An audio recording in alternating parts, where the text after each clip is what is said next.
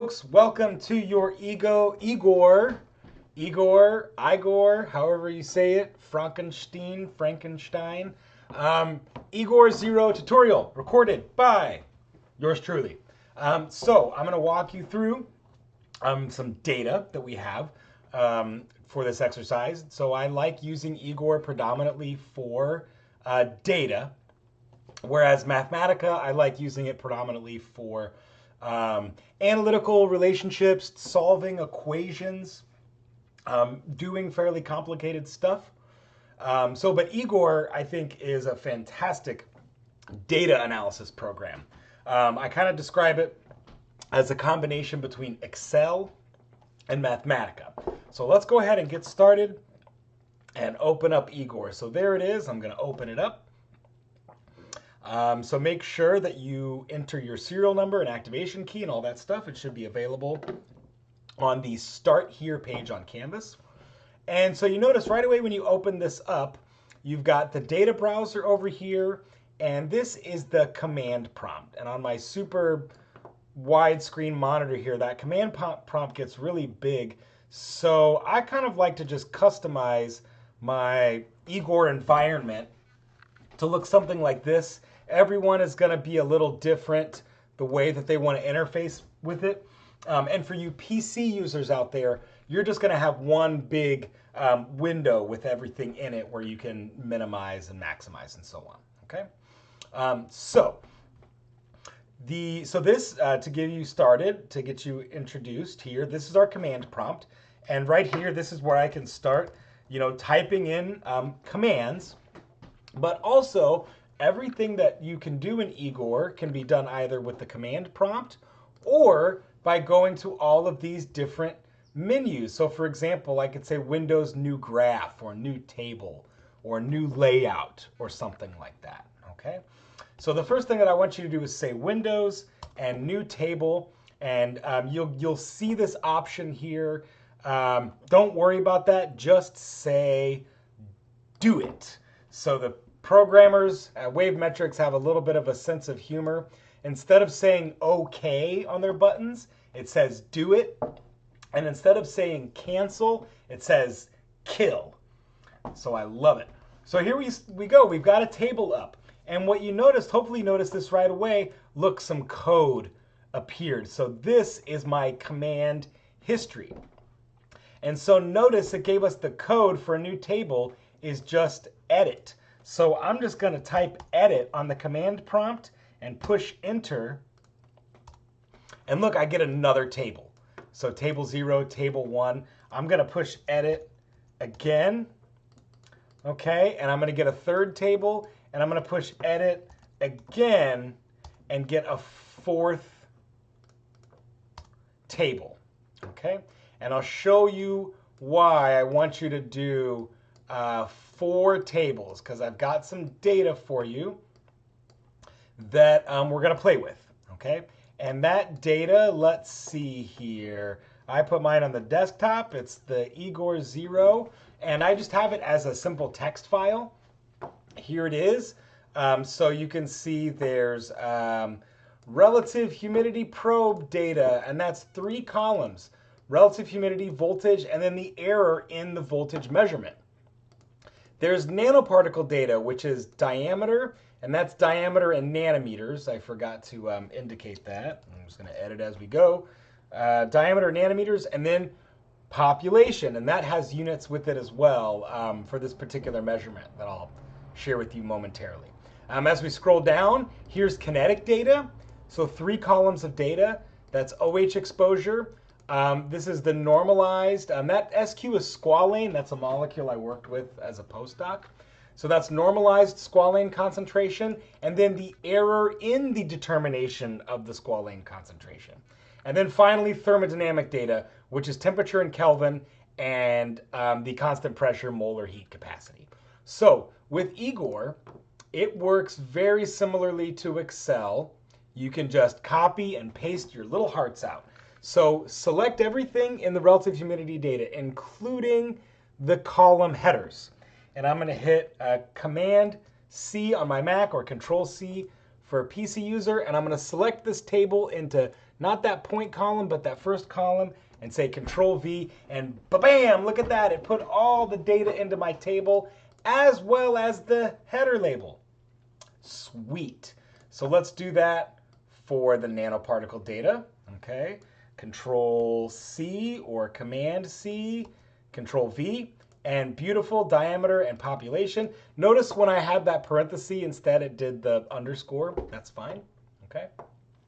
And just like in Excel, I can even double click on all these columns and it shrinks them up a little bit, you know, so I can have some more screen real estate there. And notice on the diameter, right, you scroll all the way down, it's got all the data points in there. Okay, let's grab the kinetic data, copy paste, and then the thermodynamic data. Control C, Control V. Oops, let's see, something went wrong.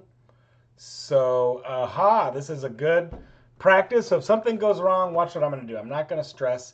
I'm just going to kill this thing. No save. And then I still have to kill the file associated with that. So I'm going to say data, kill waves, and I'm going to kill that thermodynamic data, and I'm going to start again. And notice what it allowed me to, it gave me the code for that. And I want to start again because I want it to be tab delimited. I want them to go into different data. Oh, I know what I did because I selected that thermodynamic data. So now I'm just going to select only the numbers and the column headings. Control C, Control V. Beautiful. Now I got 2 columns. So this is what we call an array of data. 2 columns with X, Y dependence. Okay. So suppose that I wasn't happy with the names of all of these things. So these columns of data in Igor are called waves. And you can see they all appeared here in the data browser. Like if you look at my, so here's CP, right? And it tells me CP has 17 rows. Well, let's see if that's true. Yep. So 0 counts, so 0 through 17. And what it also does is it generates automatically a plot of that wave versus the point number. So as I scroll through these, you can see like diameter had, 70 some odd data points, 78. Okay. And I can scroll through all of these. So they're not very useful graphs because they're not necessarily being plotted as an XY graph, but all the same, I can view the data and what's going on. Okay, so suppose I'm not happy with the name of this, like this X underscore SQ underscore underscore N. Maybe I don't like that name. Okay, so I can go data and I can say rename. And look, here's all of those waves that we dropped in. And I'm going to select that. I'm going to push over with it. And I'm just going to get rid of that X. And I'm just going to say SQ underscore N. That's fine. It doesn't really matter as long as I know what it means. Okay. And let's see how we're doing. I've also provided for you a handy guide that I made in Mathematica, Igor 0, Introduction to Igor. And here's what we're working on: making new tables, entering data, and making new waves. So we just copy pasted the relative humidity probe data. I'm going to highlight this as I go. So we copied that. We got that in there. We got that in there. And we got that in there. So we're doing good. Let's practice entering data. Okay. So I'm going to open up a new table. And I'm going to make a new table by going Windows, New Table. So that's another option for this. And I could preload any of these waves that I have, but I'm not going to do it. I'm not going to do that. I'm going to just say do it and get a fresh new table. Okay. And I'm going to start by just putting my cursor there, and I'm going to say 1, enter 2, 3, 4, and 5. And notice by default, it automatically called that wave 0. Okay. So now I'm going to tab over and start a new column, and I'm going to say 2, 4, 6, 8, 10. And again, suppose I wasn't happy with these names, wave 0 and wave 1. Well, you saw how I can go data, rename, all right? But look, that command gave me the code. There it is. So let's give that a shot. So I'm going to say rename, and notice it turns green. It's very similar to Mathematica, where it gives you, it helps you along. And now, to me, it looks like it says rename space, and I'm going to say wave 0. That's the name I'm rewaving, comma, and I'm going to call it integers and push enter. And check that out. My table, it changed the name of that wave to integers. And it appeared on my data browser somewhere in here right there. There's the integers. Okay. So let's also rename wave 1 to odds. Okay, fantastic. There it is. All right.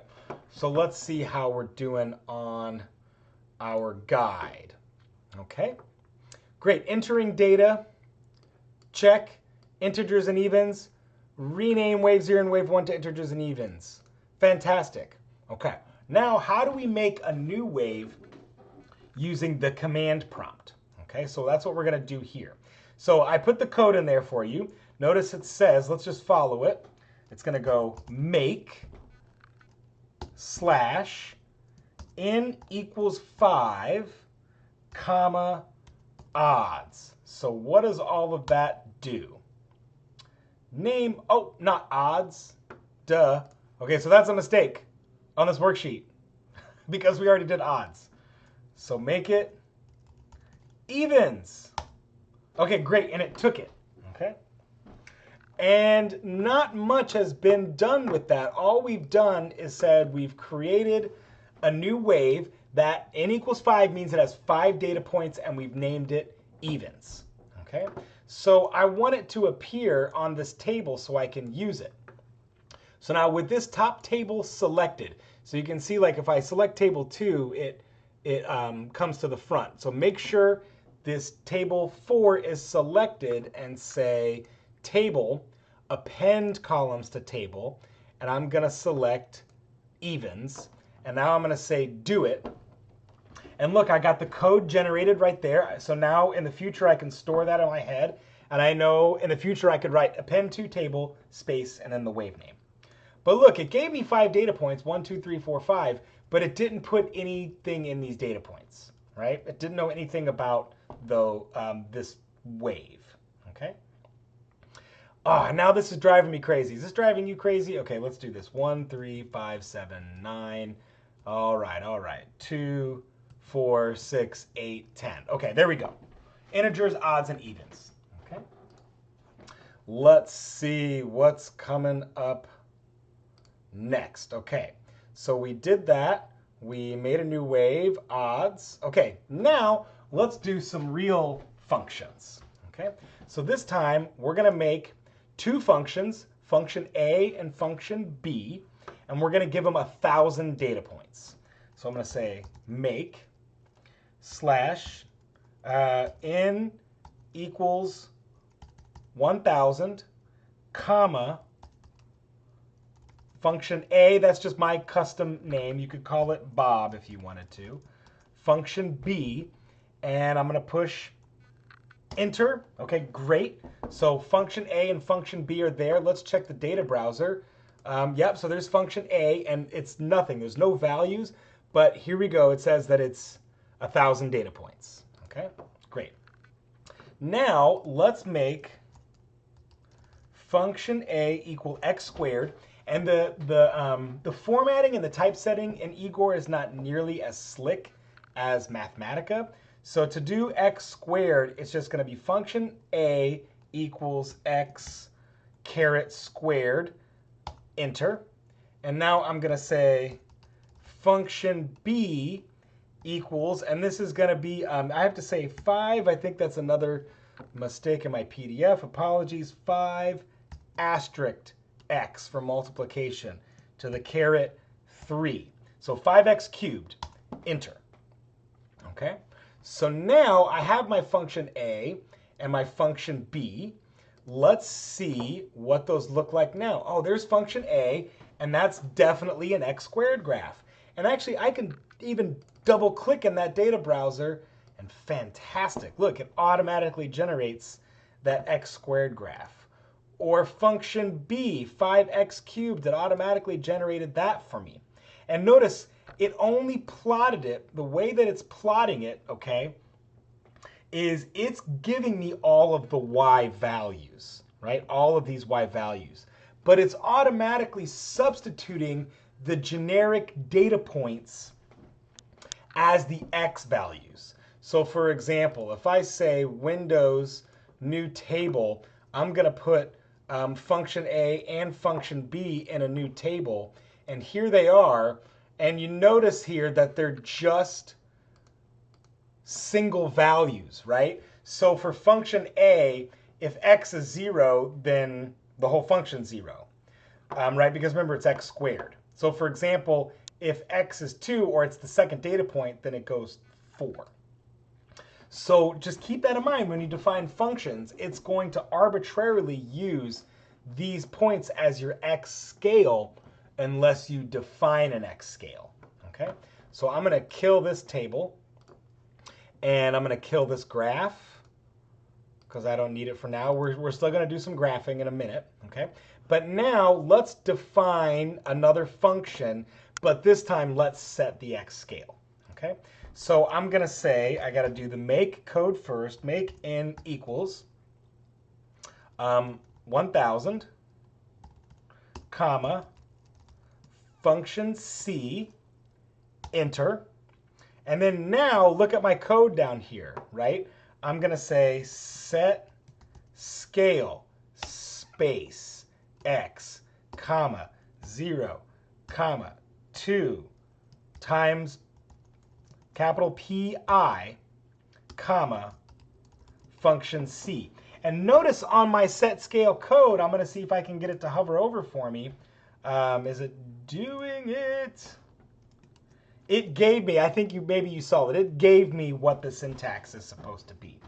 Okay, and so when I push enter, what this is doing now is it's saying this, even though function c still has 1,000 data points, those 1,000 data points are going to be spread out from 0 to 2 pi, okay? And finally, now I need to define function c because I didn't do that. So Igor is very picky about order. You got to do everything in order specific with Igor because you notice I can't get in here and edit this. This whole window here is just the history. I can't edit the history once it's been inputted. So I'm going to say function c equals, and I can say lowercase s for sign, parenthesis x, end parenthesis, enter, and there we go. And now to test if this worked, let's make a graph of function A, function B, and function C. So you saw that I could do that just by double clicking in here. Oh, look, and there's my sine wave. But there's another way that we can do that. So I can say Windows, new graph. And look, it gives me options for the X waves, and it gives me options for the Y waves. Make sure you pay attention to this right here. This is really important. When you have a user-defined function, the X wave is always calculated, okay? And it's because it's using those data points. We haven't ascribed a certain X scale. So whenever it's a user-defined function like we've done now, we use calculated, okay? And so I'm going to select function A as the Y wave and X as calculated as the X wave. I'm going to say do it. And there's my function A. Okay, great. And notice that it also generated the code for me. Look, it just says display function A. So let's try that for the next one. Display function B. Oh, sweet. There's function B. And then now finally, let's say display function C. And lovely, there's my sine graph. And so remember, there's 1,000 data points in each of these graphs.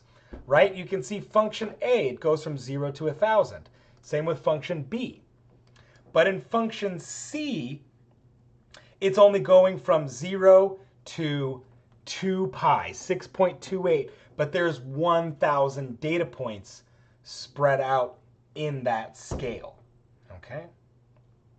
So let's see. And before this thing blows up on me, I'm going to say File, Save Experiment As. Igor files are called experiments. And I've already saved this, but just to show you like a good student, right? Save your progress as you're going, okay? So let's see how we're doing now. So preview, so we did all that stuff, great. So that is the end of making new tables, entering data, and making new waves. I'm gonna move on to the next page, which is making and exporting new graphs, okay? So we already did a little bit of this, okay? So we did the graphs for function A, B, and C. So I showed you that you can go Windows, New Graph, and follow that XY designation, right? It says use function A, B, and C for the Y waves, use calculated for the X-axis in all user-defined functions. So now let's try this. Let's try combining function A and function B onto one graph. And there I gave you the code, but first let's try to do it from the menu, okay? So like suppose I want both function A and function B on the same graph, all right? I'm gonna select function A. I'm gonna make sure it's selected because it's at the top and right, everything else is grayed out.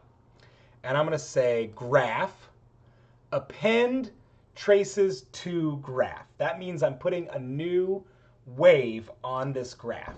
And it's gonna give me this XY option again.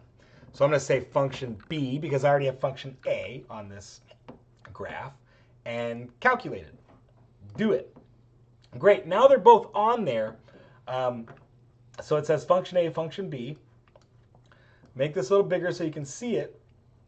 But the scale, like you can't really tell, for one, which is which, and two, the scale is auto-scaled automatically for the biggest function, okay? Also notice the append to graph code that was generated. So what I want to do now is get in here and try and adjust the scale so I can see both of these functions. So that can be done by hovering the mouse until you go over the axis and you see how my cursor changed. Notice how it goes from being crosshairs to that equilibrium arrow. I'm going to double click once it's on that equilibrium arrow. And now I have a whole ton of options for modifying the axis. So I'm just gonna close that and move it so I can see both things at the same time. Okay, so notice there's a really handy feature here that says live update, which is really cool. So as I'm doing things, it can do a live update. So for now, I'm just gonna play with the axis range and pay attention to which axis you have selected. It either gives you left or bottom, which left is obviously the y-axis, bottom is the x-axis, okay? So for now, on the left axis, I'm gonna say, let's make it go from 0 to maybe 100 or 1,000.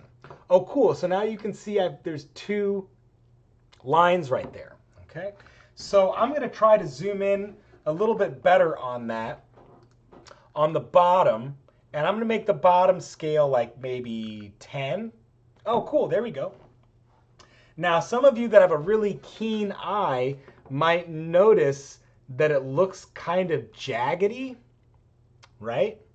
And the reason why it looks kind of jaggedy is because we said 1,000 data points, but we didn't specify how often the data points are spread out, okay? If that makes sense. So this is giving us a data point every 1 unit of x. And you can probably see that, right? This little sharp turn is exactly at the 2, and this sharp turn is at the 3, and this sharp turn is at the 4. So that's a consequence of not defining that set scale, okay? But if I back out of that, over a large enough scale, it's obviously gonna look like a smooth line, okay? So maybe let's make that left axis like 10,000. Yeah, that's pretty good. I can see both of them. Great. And then now, if I want to be able to distinguish the difference between these, with this cursor as a crosshatch, double click inside that window, and now you get all of these options right here. And there are some fantastic options for making your functions look unique. For now, let's just make them, we can make them a different color, for example. So now one's blue and one's red. Of course, if you were colorblind or had trouble seeing colors, we have tons of options where we can make both of them black. And on function B, I'm going to give it these like dotted lines here and say do it. So those are kind of hard to see. So I'm going to double click one more time, and on the size, I'm going to make it 2 for both of them, and that's going to thicken them up a little bit. And then now finally, my favorite way to get a legend in the command prompt is literally in the command prompt, type legend. I think a lowercase or uppercase works. Legend, boom, and then the legend automatically appears. Okay. So I'm not going to spend much more time formatting this function, because what I want to work on instead is making this graphic on this sine of x function. Okay. So double click on the y. So that was what we just got done doing. Double click on the y and x axis to play with the scales. Now let's move on. So we're going to do this format function C to look professional. Okay. And this is my example of what a professional looking graph is. I've got grid lines. I've got a legend. I've got a figure caption at the bottom. My axes are labeled very nicely. So let's do that. Okay. So first thing I'm going to do, I'm going to get this function in front of me right here. And what I like to do is set a hard definition for how big the figure is. That's really important for resolution. And those of you that are in seminar right now, or those of you that are in quant, or if you've been in instrumental, when you're writing lab reports, maintaining the aspect ratio, the resolution of a figure is really important. So I'm going to double click down here in the bottom left corner. And I get a different looking menu than what I did before. It's modify graph. And I'm going to say absolute, and absolute in the width and height. And I'm going to make this 3 inches by 3 inches. And the reason, and that's kind of a small looking graph, there it is, right? But the reason why I like working with a 3 by 3 figure is because, as it turns out, most journals, when you write a paper, give you an option to either submit a 3 by 3 figure or a 7 by 7 figure. Though they give you these like size options, and that's a common one. Okay. So I've got a nice 3 by 3 figure. I can't resize it. Look, I'm trying to drag this down, and I can't resize it because I forced it to have a certain aspect ratio. Now I'm going to double click on the axis. I can double click on X or Y to get that equilibrium arrow. I'm going to move this up here so we can do a live update and see what we're doing. And I'm going to go all the way over to this axis menu, and one by one, I'm going to go through each one of these tabs: axis, ticks and grids, ticks options, etc., and show you the kind of settings that I like. Okay. First thing that I'm going to do is say select all axes, because I want to do some edits that are consistent for both axes. So I like to check off this standoff. So as I check it off, look what it does. So it kind of squares off the axis. That's just my own anal retentiveness. You're going to see me do a lot of things, little quirks and stuff. I have no rhyme or reason for doing it. I just like the way it looks. So if you end up liking the way something looks that's a little bit different than me, that's okay. Make this your own. On the mirror, I'm going to say on, and notice it made a nice box around all of my axes. On font, I'm a big fan of Arial, and I'm going to go 12. Pick your favorite font as long as it's legible. Don't pick like Wingdings or something stupid like that. And then notice that you can even like play with the colors, like the axis label. If I wanted it to be, oh, but I don't have an axis label yet. Tick labels. If I play with the tick labels, look, notice, so the tick labels are the numbers. Notice they turned red, which is kind of cool. Or the axis line. I could make the axis line blue. So you have tons and tons of options here. Okay. I could even go to a log scale, right? Automatically it does a log scale. And now because I have both axes selected, it log scales both of them. So now I just went to left and hit log scale, and it just makes the left axis log scale.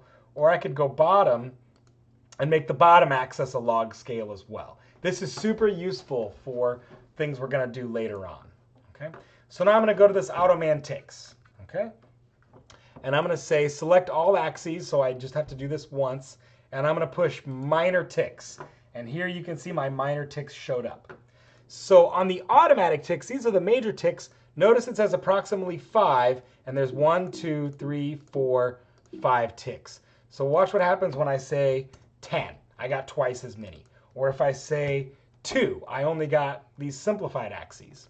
So this is your choice in how you want this to look, depending on what you're trying to convey. Now on the minor ticks, that says minimum separation. So it has the opposite effect. If I make this number 1 for my minimum separation, look how many more ticks that I got versus if I make it 5. So a smaller number on the minimum separation makes more minor ticks. Okay, so this looks pretty good to me. Moving on, ticks and grids.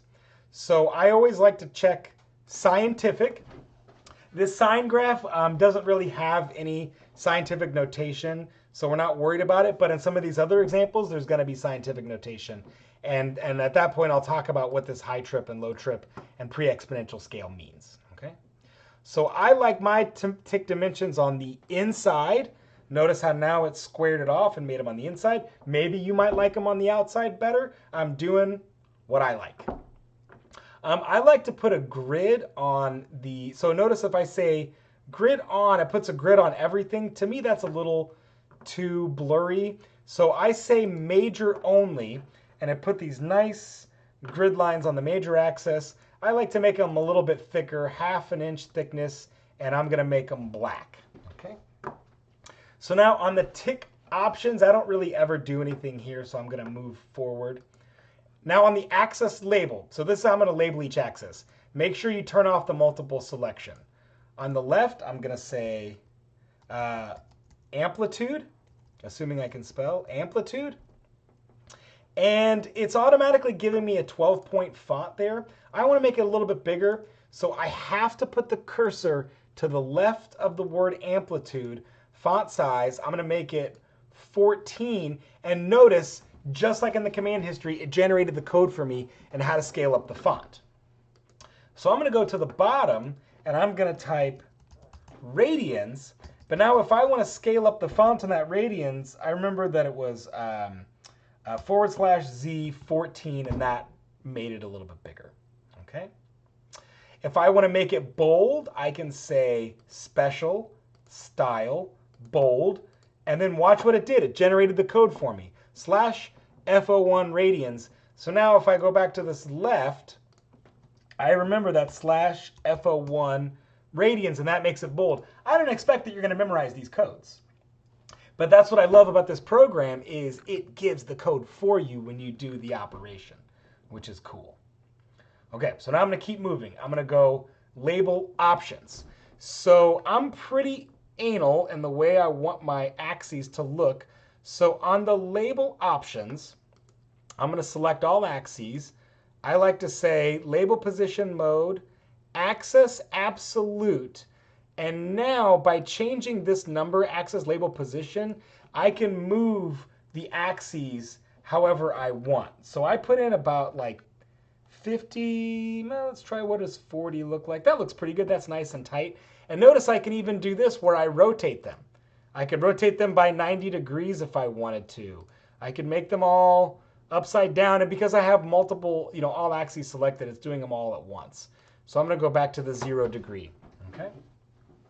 And then finally on the axis range, I kind of talked about this already, but if I wanted to maybe blow this up just a little bit so that we can see the graph, oops, not that one. Okay, so because I've got multiple selection. So now I'm just going to go left axis only, and I'm going to say -1.5 to +1.5, and on the bottom, I'm going to say from 0 to 6.5. 5. I can make it, if I uncheck it, it'll automatically auto scale. And I kind of like the way that looks, having a little bit of space at the bottom and the top of the graph, you know, not having it fully on there, okay? And then now finally I can say do it and check out what it did. It generated all of the code that I needed to be able to recreate that just from codes. So I'm going to show you something cool. I'm going to select all of that code that we just generated. I'm going to say Control C or Command C. I'm going to kill this thing. And you're thinking, why the hell did he do that? He's got to have a new graph now. Well, check out what I can do. I got to get my graph back. So I'm going to say display function C. There it is. And look, I'm going to say Control V and put all that code back in and watch what happens to that function C when I push enter. Ba-bam. I got all that code in there. Awesome. And it just did all of those operations for me like that, which is super cool. Okay. And then now finally, I'm going to make this like maybe a nice, pretty, I don't know, purple color. Sure. Let's make the line a little bit thicker. 2. That looks fantastic. I'm going to type legend to get my legend in there. And so notice now on my legend, it just says function C because that was my wave name. Okay. So now when I scroll my mouse over here, I can double click in that legend and now I can edit what's inside the legend. And so down here, I get a preview of that. And I can also see I've got some code. Okay. So this code right here, the /s parenthesis function C in parenthesis, don't mess with that. That's the code that gives you the connection to the blue line or red line or whatever it is. But that function C, I can definitely erase that and type in some custom name. So I'm just going to say the custom name is that the blue line is sine of x. I want to make it a little bit bigger. So let's say font size maybe 16. Sure.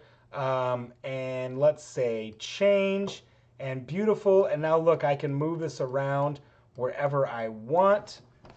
And that's a good looking graph. And now, finally, what I want to do, I've got this nice looking graph. And the way that I want to export this, I can export this as a super high quality image by doing the following. Okay, I'm going to go. So let's just check where we're at on this worksheet, right? Okay. So we double clicked on the Y and X axis. You followed my video instructions. And so now we're going to export a graph of function C. And we do that in the layout mode. Okay.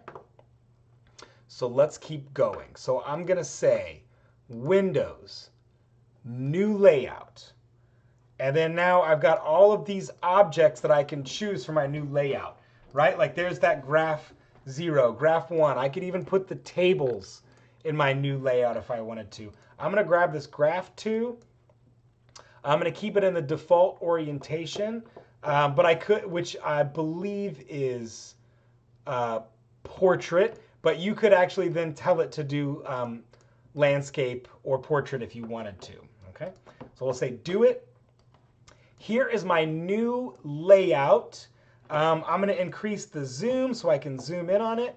And basically what this layout is giving me is like a blank sheet of paper. So this is like my canvas or whatever that I can play with. Okay. I also want to show you that here I've got my graph right here, but I've also got it in this layout mode. All right. So I'm going to put it somewhere right in here. Doesn't really matter where.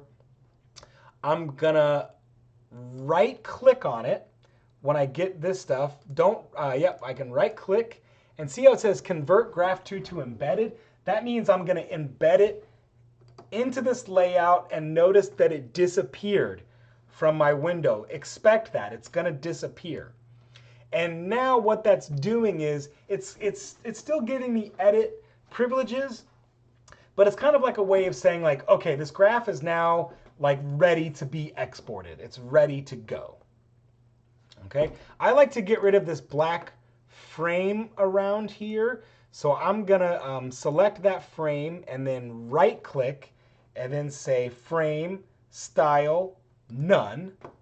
Of course, you could totally do all kinds of options. Like if I say shadow, that looks pretty good, right? That looks cool. Or I could say raised.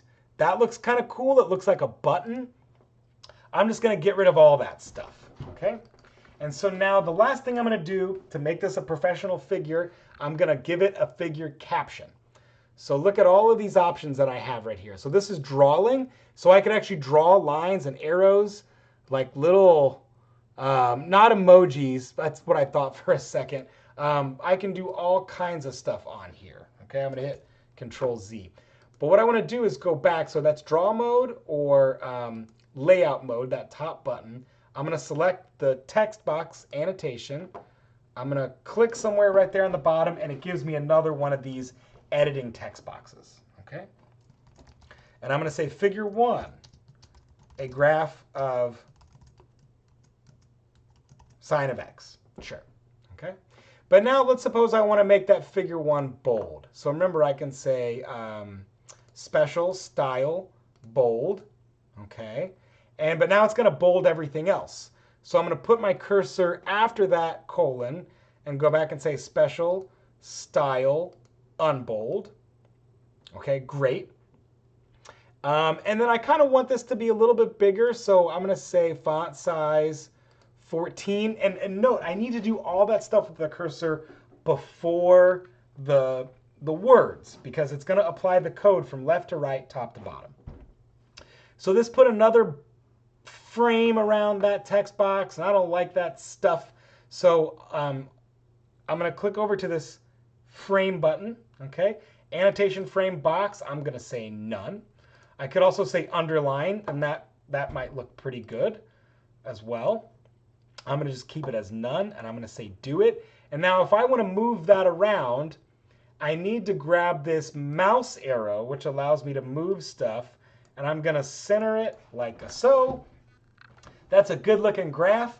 And now finally I can say to export this figure in a really high resolution, high quality way, I'm going to say File, Save Graphics. So when you say Save Experiment, you're saving this entire file. This entire thing is your experiment. But instead I'm going to say Save Graphics, and this is going to save whatever was in the top layout. Like notice it wants to do layout. And as long as this use dialog path is selected, it will then give you the option to change the name. Okay, so I'm going to say PNG. We could keep it transparent if I knew that I wanted to have a transparent background. If I was putting it on top of like some colored presentation file, like in your maybe in a PowerPoint. But for now, just keeping it as colored is fine. And DPI, that stands for dots per inch. 600 DPI is really good. Notice it can go all the way up to 4800, but if you do that, you're going to have like a 10 megabyte graph, which is completely unnecessary. So 600 is really good. And I'm going to say do it. And let's put this thing on my desktop just so I can pull it up. I'm going to call it Igor 0_figure 1, and I'm going to say save. Let's go and retrieve that from my desktop. Here it is. I'm going to double click, and look at this graph. This is super high quality. Look at this. I can zoom into this thing until I get to like, I don't know, like crazy amounts of resolution to the point where it starts to get pixelated, right? But this looks good. And now this is a PNG file. I could dump this in a lab report. I could dump this in a PowerPoint, and it's going to be fantastic. Okay, folks, so I'm going to close that. And I'm just going to leave this layout, you know, as it is right here. You know, keep in mind, like for you Mac users, right, you have the ability of doing that, all those command shortcuts, and you can blow up your desktop and see all these things. For you PC users, which by the way, I use both. I use PC in my lab and Mac in my office. When you're using Igor in a PC, you do have to keep track of where everything is going. It can get a little hairy, okay? So let's see what's next. Okay, you should have a figure that looks something like this. Awesome. Excuse me. So my voice is starting to get shot. So I'm going to close this thing down in a moment, okay? But now what I want you to do, recreate the following 4 graphs, all on one layout, using your newfound skills. I'm going to record another video. I'm going to add another part to this video because I'm starting to lose my voice. Because there are some quirks to doing some of this data. But as you can see, that all the data that I shared for you, the nanoparticle data, the relative humidity probe data, the heat capacity data, and the kinetic data, it looks good, right? You can make some really nice looking graphs on Igor. This is super high quality, super professional. So this is what I want you to try to achieve. That's all that I'm going to ask you to do on this Igor 0. And then after this, we'll have some more exercises with this data set. So we'll keep using this data set into Igor 1. Okay? So I know I told you I'm going to stop it. I'm sorry, I'm a scatterbrain. Really, I just want to stop talking, if that's okay. So what I'm going to do is play some music, and I'll work through these 4 examples so that you can see how I'm doing stuff here. Okay? So let's go for it. What do I got queued up in the playlist?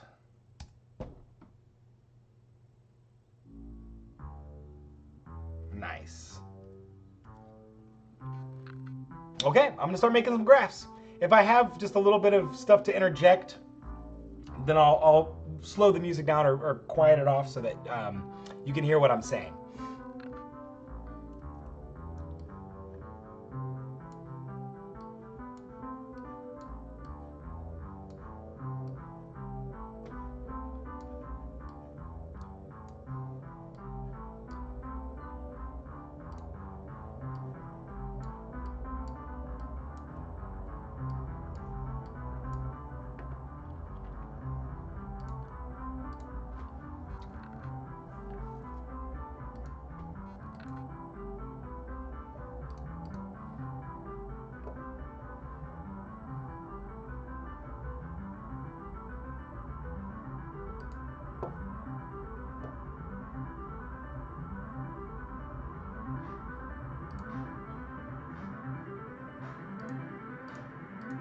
Okay, relative humidity on the Y, potential voltage on the X, RH on the Y-axis, volts on the X, Y versus X. I now have Y versus X data. Do it.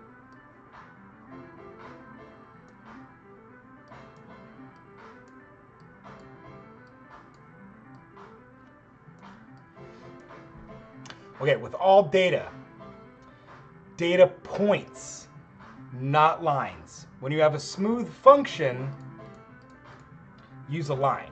When you have data, use data points.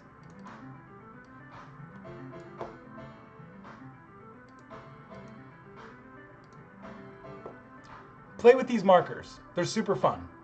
All kinds of options. See?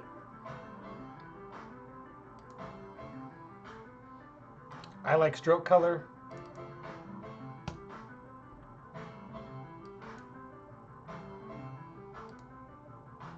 Data points.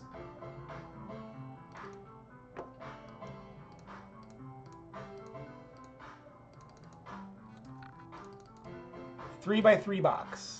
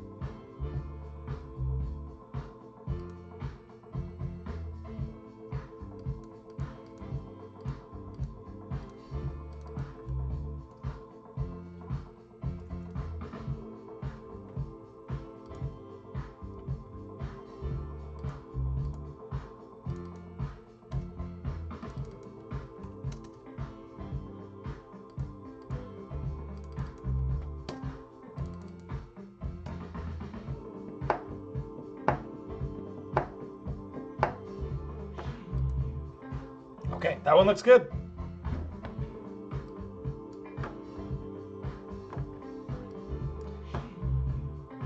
I'm going to do nanoparticle data now.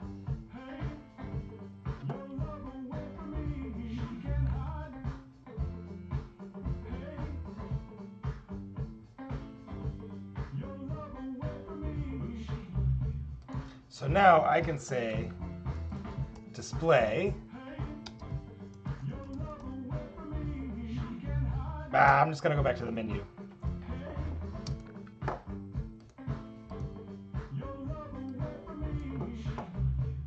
Okay. Diameter is on the X. Population's on the Y. Notice this error because diameter and function C aren't connected. But diameter and population are connected because they have the same number of data points. Do it. 3x3 box.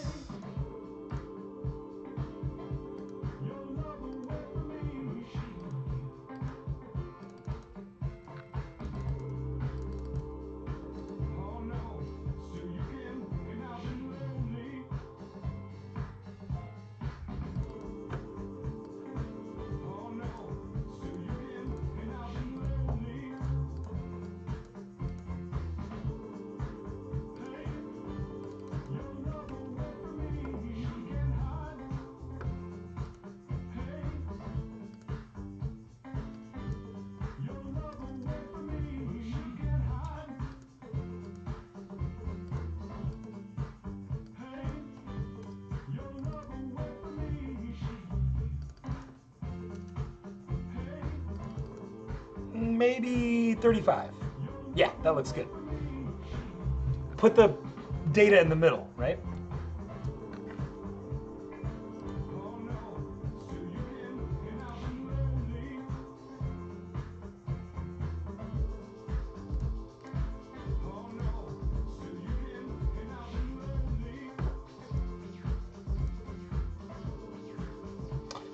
So I don't think I need that many ticks for the left axis.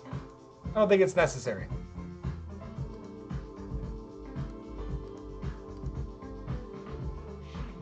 Oh yeah, okay. Here's where I do want to demonstrate some scientific notation. Okay? So let me pause this real quick. Okay, so notice it's the number 7,000, right? And I have this high trip and low trip. The high trip's at 10,000. So if I make the high trip go down to 1,000, now that number 7,000 is bigger than the high trip. So it automatically kicks over to using scientific notation. Okay? And so if I go in the axis label and call this population, and I didn't tell you this before, but the population of this nanoparticle data is technically dn per cubic centimeter. So I can say cm special style, special superscript -3, and then special back to normal. And so it's just the number of particles per cubic centimeter is that population, okay? So now notice it gave me that 7 times 10 to the 3, right? I can do something really cool in this menu with this exponential prescale, okay? I'm gonna scale the data back by a factor of 1,000. So this is just like doing dimensional analysis. So if I wanna scale that 10 to the 3, if I wanna get rid of that in the graph, I'm gonna make this -3, and notice how it went away. So my scale is only 0 to 7. And then now what I can go do here on my label options, or excuse me, my axis label, is tell my audience that this is population and units of number per cubic centimeter times 10 superscript to the power 3. Okay? And so now, look, the way that that would get interpreted is this number 6 or whatever, the peak of this data is 6 times 10 to the 3 particles per cubic centimeter. Okay? So this is a really cool way you can do unit analysis within your graph or make it just look a little bit nicer. Okay, continuing on.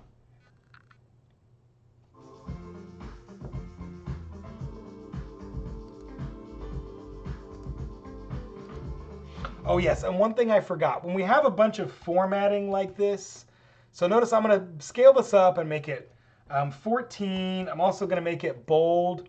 So notice what happens here is because I use that normal, I don't know how to get rid of the superscript, but make it go back to the font size like that. So if I get rid of that /m, you notice now everything stays in the superscript.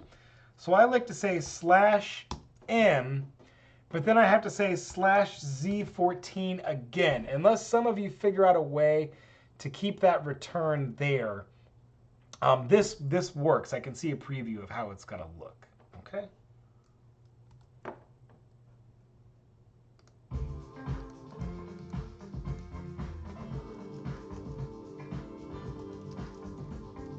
And that's nanometers for this scale.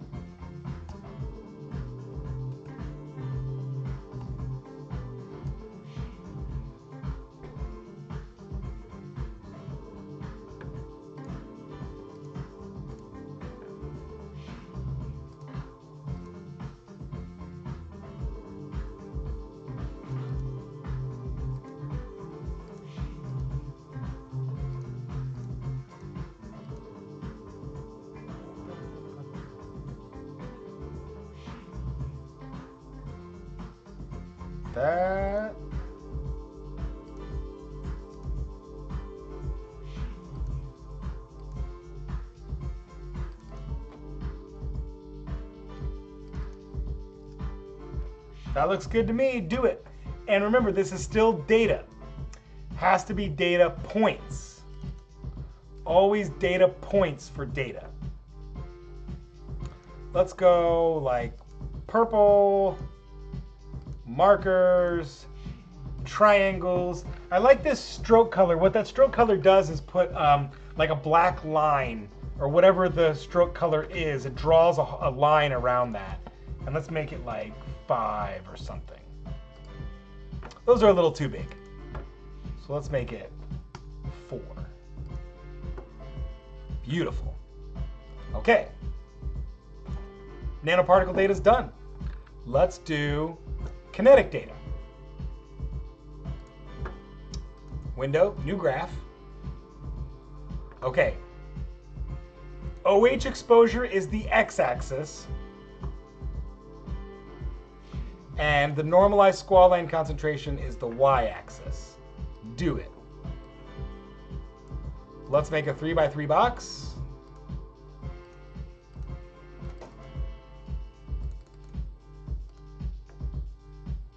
And now I'm going to play with these axes, okay, and make it look nice.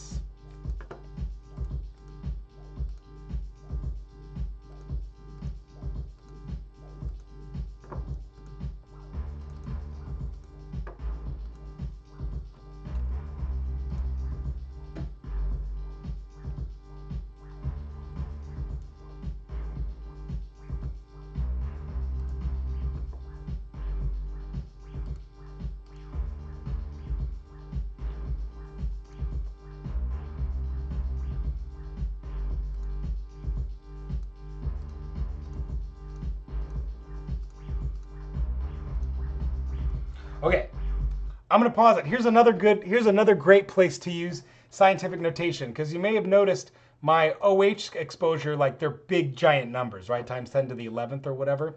So check it out. I'm going to go scientific.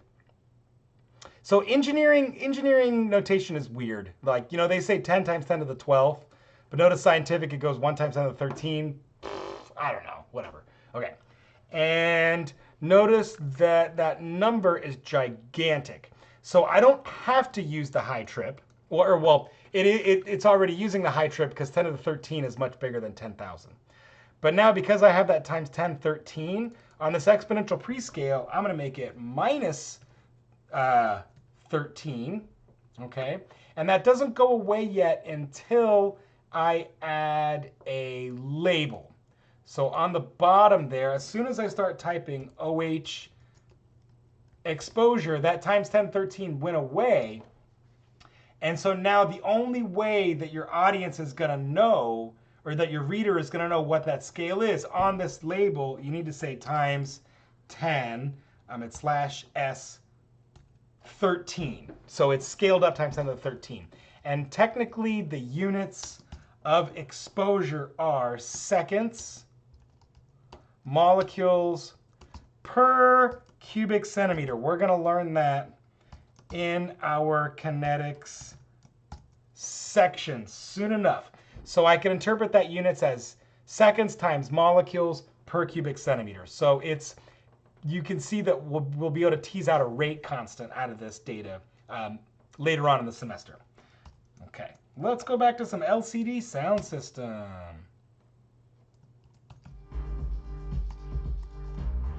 Bold, 14 font, beautiful.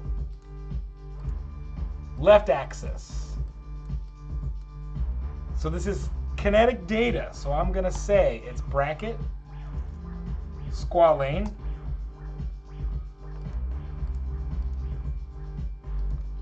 at time t,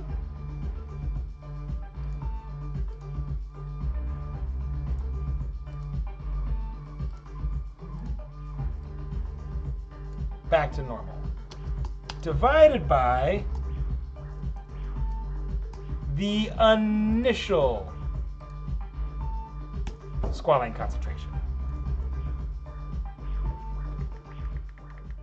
So again, we'll talk about this kinetic data, later on in the semester. Okay, so let's make that a little bit bigger. Let's make that bold, and then you'll notice that like after that subscript for the T, for whatever reason, it doesn't go back to the normal size. I can't figure out why that is. It drives me crazy. And here's another good example. Look at this crazy big gap. Like I could drive a truck through that margin. I don't need a gigantic margin like that. So that's where I like to go to this label options, and now just with the left axis selected, because I'm pretty happy with the bottom axis, I'm going to do that axis absolute, and I'm just going to play with the numbers. Like 10, that's not enough. 20, let's go back to like my magic number 50. Yes, that looks so much better, right? Nice and tight. And let's do the same thing to the bottom one, maybe 40. Yeah, maybe 45, sure. That looks good. Okay, and then now my axis range, I like to blow my axis range just a little past the auto scale. So that says 1.2, but I'm gonna go like, or 1.12, I'm gonna make it like a full 1.2. And I got a data point right there at 0, and I don't know if I'm gonna be able to see it well. So I'm gonna say negative 0.1 E positive 13, and notice what it did. It gave me that offset, and I like starting a scale like that with kinetic data. I like that 0 point kind of standing off a little bit. That's just my own anal retentiveness, okay? You're gonna find your own style in making figures. And then left, like, yeah, I'm gonna go up to maybe 1.1, and I'm gonna say negative 0.1, and I just like the way that looks. Maybe you don't, maybe you do. Okay, do it. And then now I'm gonna make data points. This time, let's go green, markers, this little crazy hourglass shape. Sure. Stroke color. Okay, great. Do it. And now, what I also want to point out, on the squalane data as well as the relative humidity data, I forgot to put that in, there's error bars. So all of this data I'm sharing with you, by the way, is data that I've collected. So there was an error associated with each squalane measurement. And check it out. It also is a wave with the same number of data points. So I'm going to go back to this thing. I'm going to double click. And notice I have this option for error bars. Okay, this is sweet. I'm going to say error bars. And the error bars I have are in the Y dimension. It was in the determination of the squalane concentration. So I'm going to say plus minus wave. And I'm going to select that wave. That wave is called, You can see it right there, error underscore SQ. Okay, great. So, and then it says the Y minus is the same as the Y plus, right? Plus or minus. I'm going to say stroke color because that gives me that nice dark line. And I'm going to make these 2 so they're a little thicker. And okay, and do it. And yeah, there's some error bars. That looks great. And let's put the error bars on the voltage measurement too. So we'll say error bars. And because the error is in the voltage and the voltage is on the X scale, I'm going to put error bars on the X scale, plus minus error voltage, same to stroke color. I think these error bars are really small. Yep, you can see they're pretty small, but all the same, they're there. Oh, for some reason my minor ticks didn't show up on the voltage as well. So let's maybe, oh, there we go. So sometimes you just have to play with things, okay? Okay, last I'm gonna do the thermodynamic data, okay? Window, new graph. And that's gonna be, oh, I can't remember. Let's check my cheat sheet. CP, heat capacity on the Y, temperature on the X. Okay. T and CP. Do it. Here we go. Make a 3x3 box.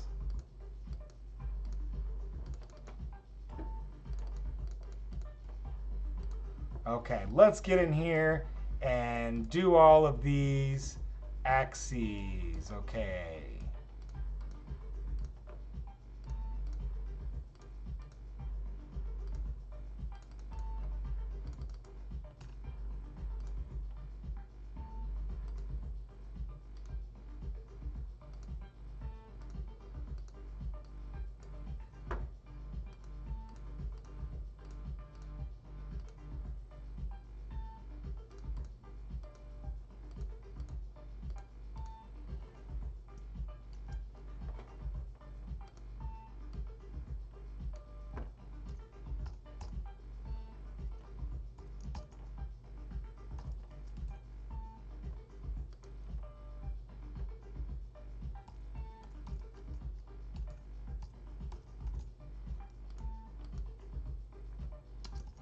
And that's units of joules per mole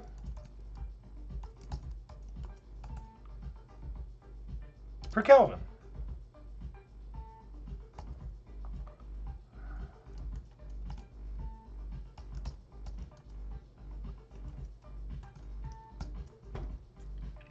Oh my God, that was on the bottom. Look at all that work I did. Okay, don't fret. Here's what I can do. I can select all of this. I'm going to hit Control X, go to left, and Control V. Beautiful. There we go. And now on the bottom, that is temperature in Kelvin. And I'm going to make that 14. Beautiful. And then let's make that range. I'm going to make the range from 0 to maybe 220. And on the left, I'm going to make it 0 to like 300. Nice and even there. Okay, great. That looks good. And then now data points. Always data points for data. This time, let's go hot pink. Markers. Sideways triangle thing. Sure. Do it. That looks great. That looks kind of like an arrow pointing up. Cool. Okay, now I'm ready to make this final layout so I can say Windows, new layout. I'm going to select all those graphs, hold the command button down for Mac or control for PC. So graph 3, graph 2, graph 3, graph 4, graph 5, do it. And I got to zoom in a little bit so I can see. Okay, and that's awesome. And so here is where you notice this is now why these publishers give you the option for a 3x3 figure, because when you build in the margins of a standard like paper, and then you have two 3x3 figures next to each other, they fill out a page really nicely. So I'm going to take this, I'm going to put it like I can actually go, I can have that box go a little past the margins because I just want the graph to be outside of the margins, okay? I'm gonna say convert to embedded, and I'm gonna get rid of that frame. And then now with this graph, I can bring it in there and look, as I'm holding it down, I can like line it up with the other graph to make sure it's nice and square. That looks cool. Okay, convert to embedded. Frame style none. Same over here. Let's make this one line up kind of nicely. Make sure it's all outside of the margins. Okay, convert to embedded. Frame style none. And then now finally, hopefully I've got enough. Oh, look at this. See? Okay. This is why that axis absolute thing is important, because watch what happens when I put this one on here. Convert. Look, that label, right? I didn't give myself enough space in that label, okay? So the way I can do that, because I haven't, I've converted all of these, right? Notice I can't move them. So what I have to do is click back to it and say convert to graph and object. Now it gives me the ability to fool around with this thing. Okay. Oh my God, what did I do? Oh, there it is. Okay, and then now I need to convert this one back to a graph and object so I can get it out of the way. And I'm gonna try to just reorder this one. I'm just gonna put it on this side because maybe that'll fit a little bit better. Yeah, that looks pretty good. Get rid of that frame.